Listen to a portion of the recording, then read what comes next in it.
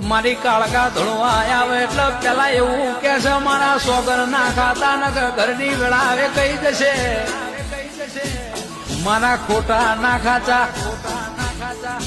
હાચા તો ખાત ખાજો પણ ખોટા ખાત 17 વખત વિચાર કરજો ને ઘરનો ઉમરો ન ઘરનો નેવો નહીં રેલ્યા કોઈ દુશ્મન વ્યારી તમને રોચેડાની ભાગોળ મેલીન